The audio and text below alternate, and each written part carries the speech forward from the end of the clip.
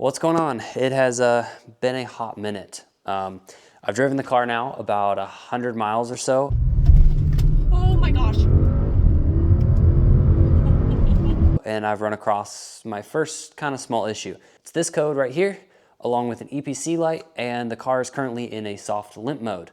Today, we are going to hopefully be fixing that.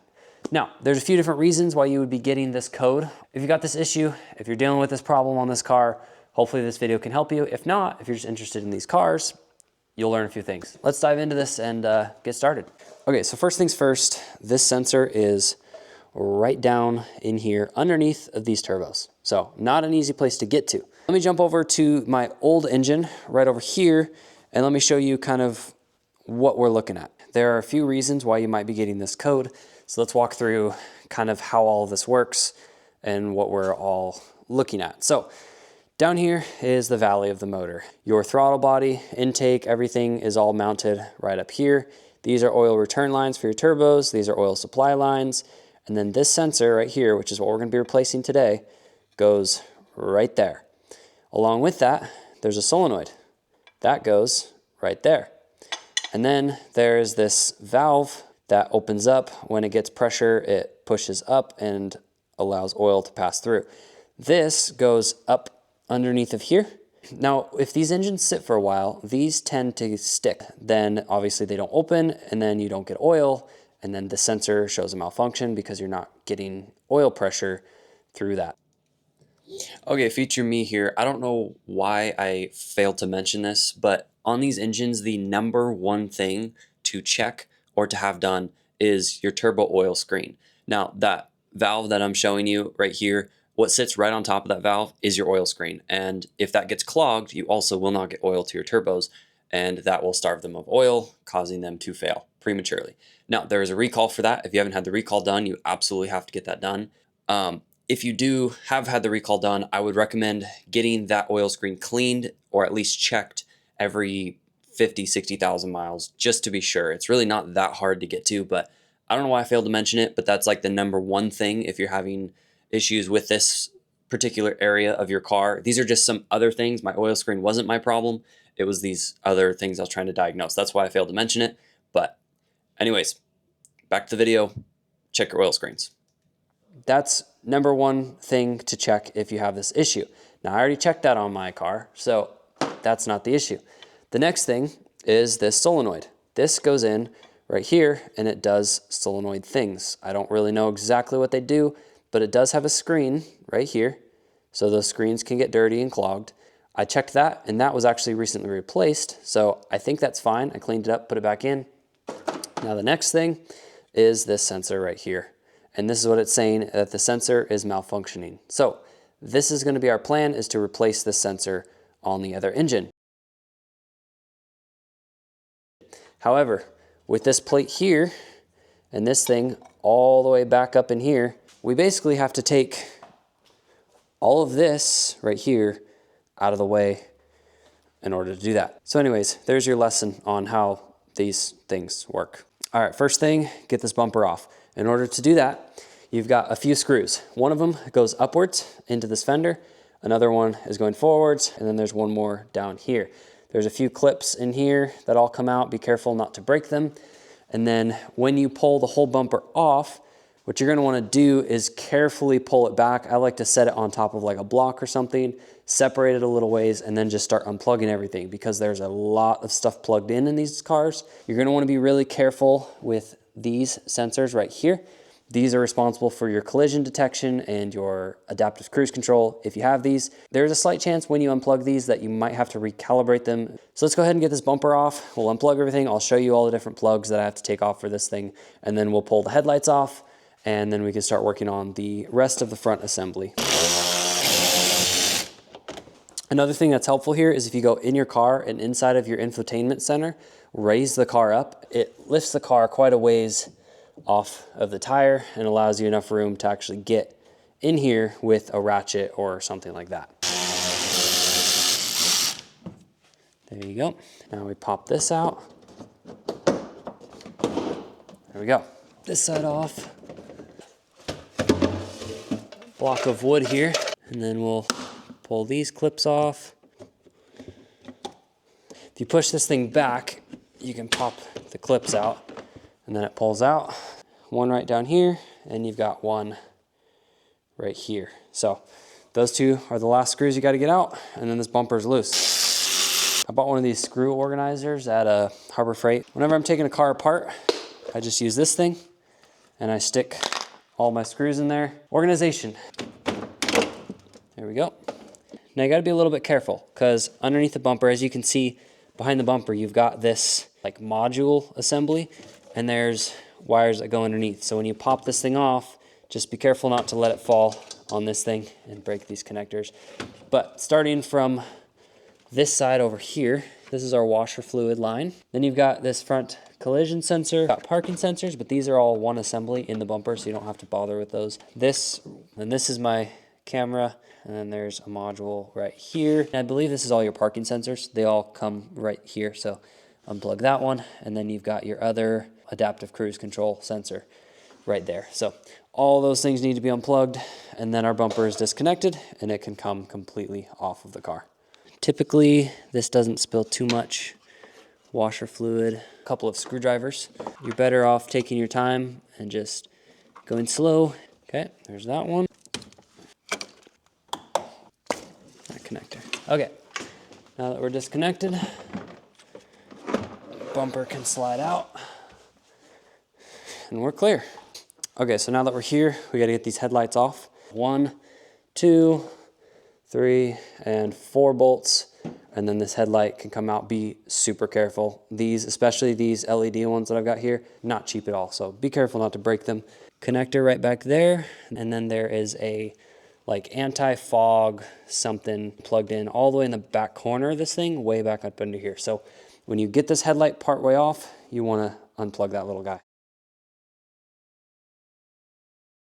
Now, one of the things I actually really like about these cars, and that Audi I think does really, really well, they design these things to come apart in like different assemblies. So rather than like each individual piece coming off, it's a whole assembly that'll come off. As you can see, this is attached with a screw right here, and then this brace runs all the way along, and there's another screw right there. You then have these thin aluminum little like mounts slash whatever. They're not actually that strong. There's one on that side, and there's one on this side. And then you've got 3 bolts. You got one here, and you've got one on this underside, and then you got one in here. 3 bolts on that side, and 3 bolts on this side.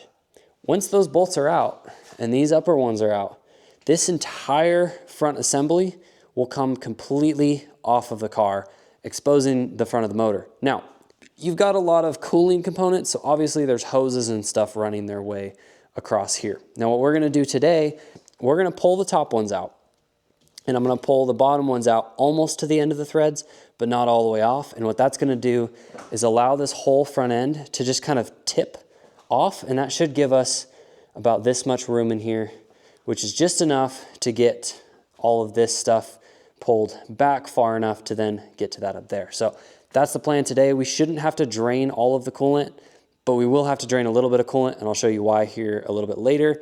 But next thing, we'll get the intake system removed, and then we can begin pulling this thing back. So T25s. You just kind of lift up here, and this pops off of there. It's not really anything crazy. Pull this one on this side, got one on this side, one here. Basically, this whole thing's gonna come forward, which means anything that's gonna be stretched when that happens, or at least taken loose. So there's a coolant return line right here. These can be fragile, like at the connection points, so try to be careful with them.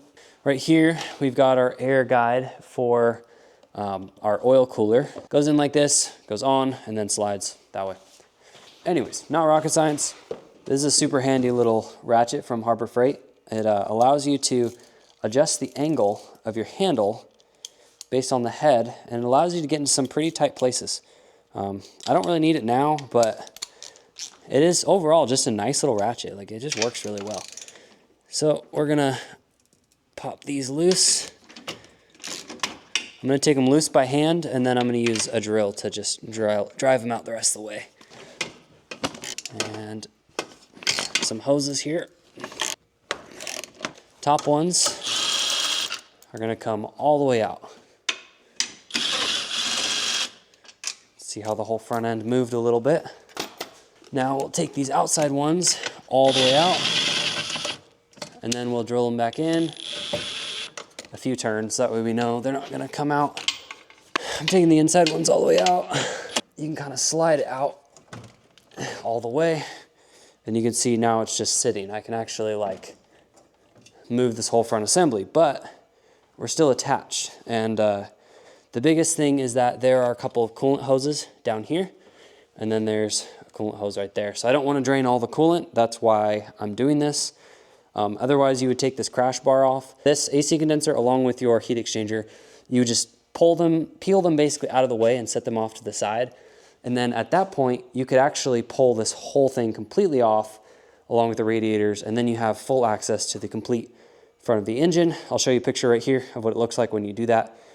Super easy if you ever need to work on any of your coolant stuff up in the front, like you've got your coolants, your thermostat is up here, your switch valve, all kinds of stuff is up here in the front. So if you ever need to work on that, serpentine belt, alternator, the list goes on. Anyways, this is kind of what they call service mode, and it is basically what you do anytime you service the car. But that's all we needed, because I needed to get enough space in here to get these bolts right here. It's late. I'm gonna go get some dinner, and then I'm gonna come back to this a little bit later or tomorrow. Good morning. It is 6:30 a.m. and we are gonna get back on this thing. I gotta get as much as I can done before I gotta go to work. So the next step is gonna be getting all of this stuff out of here. So we got a T30 here. We're just gonna, this part and this right here, these are all the same bolts, but this one right over here is slightly longer, so don't get those mixed up. Hose clamps. While I'm here, I'm just gonna take these off as well. If you use a pair of these pliers that can separate things, stick it in there. This is usually kind of a tight fit. There's like a bracket here, so this is just kind of tight. Helpful tool with these cars is one of these hose clamps on a cable. If it's tight to get to something, usually you can get this thing in there. Okay. So we've got all kinds of wiring here that we got to pull off. Take your time with all these electrical clips, because all of these are right up where the exhaust manifolds are, and all these plastic bits just get really brittle. So just be really gentle with all of them. We got one more right down here, and then this piece can go up out of our way. These hose clamps out of the way. These are tight to get off, but you can get them off in here. So I just push them to one side, and then you just kind of gotta squeeze them and just work them off here. Whoa. Next up, a T30 on this throttle body. There are 6 bolts, 3 on the top and 3 on the bottom. Be careful not to drop any of these, because they kind of just disappear. Pull this throttle body out of here. You got some electrical connectors down here on the bottom, so do be careful with those. Pull those off. We've got this inlet tube right here. That is gonna be, these are actually an Allen. The bottom one is a little bit tricky, so I don't really know why Audi decided to use Allens on these. It's like Torx for literally everything on the car, and then just randomly decided to attach the turbo with an Allen. These intake rubber things should be able to pull this whole thing right out of here. And there you go. Things come out in assemblies on these cars. It's tough if you only want to get one thing out, but it makes it nice if you're taking a lot of stuff out. Up under here, there is the coolant drain. So I'm gonna take a funnel, and then we're gonna slide a bowl underneath of that funnel. I'm gonna take a short little screwdriver. It's just a Phillips. Start loosening, and then that will allow the coolant to flow. As long as we keep the funnel under there, it'll hopefully go where we want. Oh, we're kind of going everywhere. I don't know why it's spraying out the side, but there you go. We are draining coolant. It's not dripping anywhere else, and you're bound to spill a little bit. I spilled some right here, but that's okay. And then obviously your screwdriver gets covered in it. Okay, as you can see, I didn't drain that much. I only drained, I don't know, half of this bowl. Hopefully that's enough. Now we have to get this coolant pipe right here can see right down there, we got to pull that off.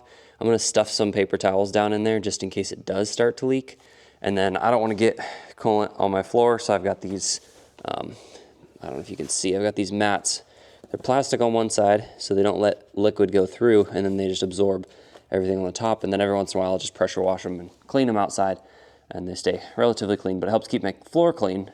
I like to have a floor that I can lay on and not get that dirty. So you gotta go in from the top. There we go. Haha, nothing. Okay, perfect. There's that. And now you can see I can now pull this up out of the way. I would highly recommend getting one of these extendable power ratchets. It makes this job much, much quicker.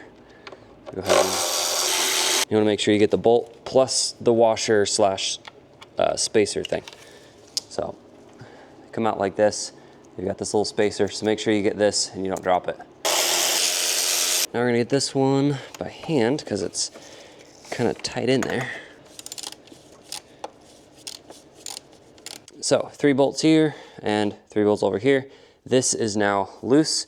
We just want to pop these things out of the way. Up here, this is the one that runs all the way down and it comes right across the front right here. So if you want, you can disconnect this and kind of pull this down a little bit and it can actually come loose and you can get yourself a little more slack here. We don't need that much. If you're gonna pull this thing out, you actually want to disconnect it here and then you can pull this thing all the way down. Obviously you'd be taking these off and then this whole thing can come out. This can go kind of over the top. And what I mean by that is here is your PCV. These two are attached by 2 bolts on the bottom side. So you can't get your PCV and your intake separated in the car. You have to pull this whole thing out as one piece, then you can get to it from behind, and then you can get your PCV disconnected from your intake. So if you're trying to do a PCV on this car, you will also have to do all of this stuff, but this will have to come all the way out in order to get it completely off. Underneath it here, you'll see there's an Allen right there, and there is an Allen right there. There's gonna be 2 more. One just in front of that manifold bolt right where my finger's at, and then another one tucked way up in there. These ones need to come out completely, these front ones. And then these back ones, as you can see, they're just kind of like a clip-in rubber grommet thing. So those, we'll just loosen those and then we'll slide this thing back off of there. Vacuum line right under here, get that pulled out of the way. I just need just enough to get this thing pulled out. There we go. Now you can see right in there, there is my sensor right there. So we're gonna unplug that and then unscrew that sensor and screw on the new one. Okay, go ahead and get this pulled off right there. I'm gonna use a 24mm end wrench to just pop this thing loose, and then it should come out by hand the rest of the way. Okay, and there you go, there it is. So swap this out with the other one. So there is a little crush washer on here. Sometimes those can leak. So if you want to replace that, if you got some laying around, you can do that. Otherwise, most likely you're probably fine. Snug this thing up here. Make sure that's nice and snug. So now we're just gonna put all of this right back. Push this in there. There we go. We're back in. So now everything in reverse order. All right, start putting this thing back together. We're gonna make sure this is all pushed back up where it needs to go. Get this coolant line, stick that back in its spot. We're gonna put this bolt back in this coolant line. While I still have the Allen on there, I'm just gonna snug these down. We're just gonna run this thing into flush, and then we're gonna get a wrench and we're gonna hand tighten that. Hand tighten that bolt right there. Something I like to do, this here is what I do with all my bolts. When I'm disassembling a car, I put all my bolts in different pieces here, and this is nice because these can come out. So if I have longer bolts or bigger bolts like these, I can put them all in one together. But basically this allows me to keep everything separated and in its own place. And this also helps me not miss any steps. because I can look at this pile of bolts and I can look at where each thing goes, and I can run back in my mind, okay, this goes there, that goes there, that goes there. And a lot of times I'll look at it and be like, oh yeah, that's the next step I need to do. So it's almost like a map in a way. It's all my bolts right where they need to be. These are like the trickiest, most tedious part right here, is just getting these things threaded back in there.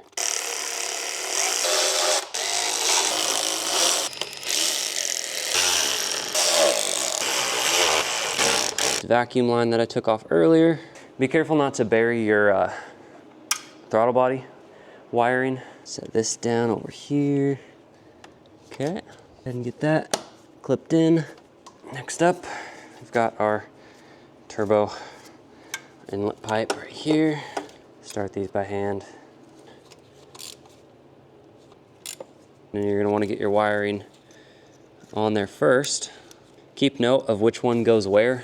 Make sure your wiring isn't like, it runs right across this outside edge right along the exhaust manifold. So make sure that doesn't end up like touching the exhaust manifold or something. Okay, there we go.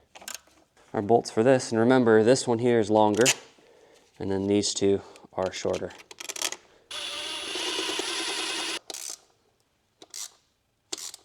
The other side, and that goes on there. Slightly longer one goes there. Shorter ones go here. These can be a bit of a wrestling match sometimes. So start with it on this side, and then you're just gonna wanna kind of fold it in half.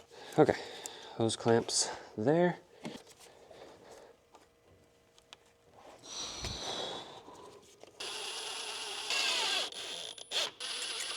Screwdriver on this hose clamp right here. There we go, engine is reassembled. While I've got this pulled down, I'm gonna put this in here because it's gonna be much easier. I'm gonna go through and just double check all my electrical connectors, double check all of my clamps and clips under here. All right, let's get this front end put back together.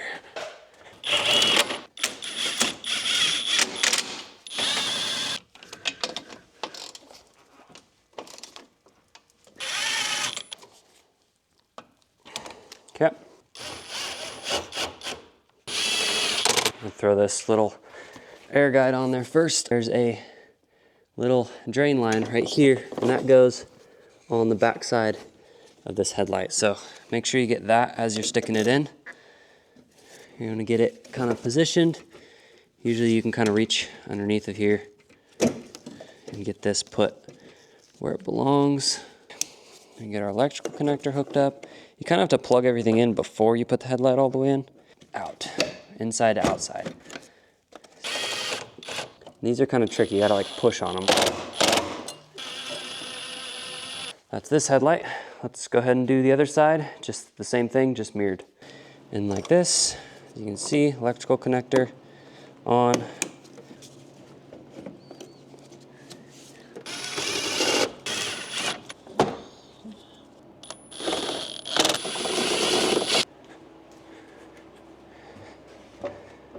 We've got our parking sensors, adaptive cruise control, got the infrared camera, our radar module, our washer fluid, our other radar sensor. Okay, that should be everything. And then what we want to do, make sure your clips are in the right place.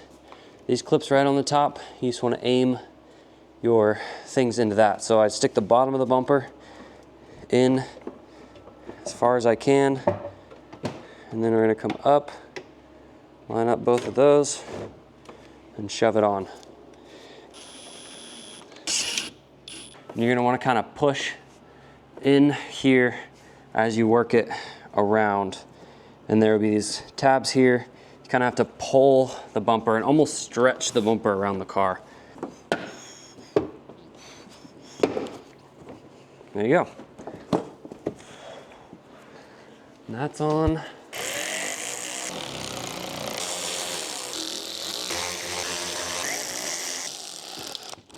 Our little thing right here.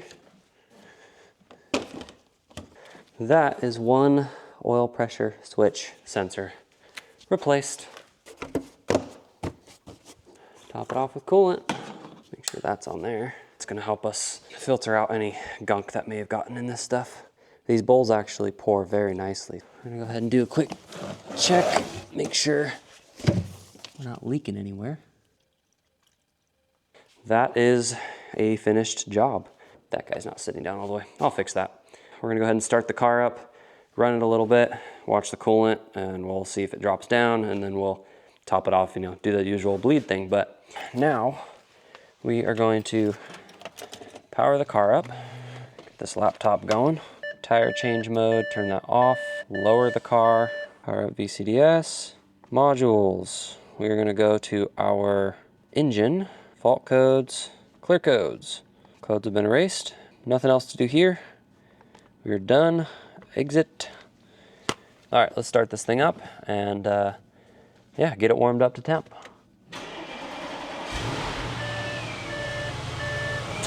She runs like a top. Open the door so don't suffocate in here. Alrighty. I won't know whether or not there's any issues until I get a chance to get it hot, because this issue only comes up once the oil temperature gets to full temp. That's what the switch is responsible for, and that's the only time I get this this fault code. So we'll just have to wait and see. I'll have to take it on a little drive, but first I'm gonna let it warm up. I'm gonna see if the coolant goes down, get it up to temp. I'll shut it off, let it cool back down, watch the coolant level, and then take it for a drive a little bit later today. Let's do this. I'm gonna go ahead and go into individual mode so I can set all my settings here. Yeah, this car drives so nice, so smooth. My oil temperature, this thing's pretty cold right now, so I'm just gonna take it easy. One of the really cool features about this car is the night vision camera. But anyways, that's a cool feature that this car's got. Yeah, and the downshifts are just lightning quick. These cars do actually keep account of how many times you use the launch control. So that is something to check if you have the means to. Come to a dead stop. We're in sport mode, manual, brake.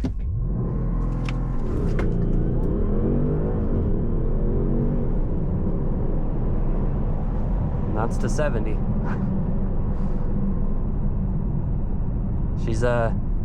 She gets up and goes. Yeah, we've got some things I gotta do.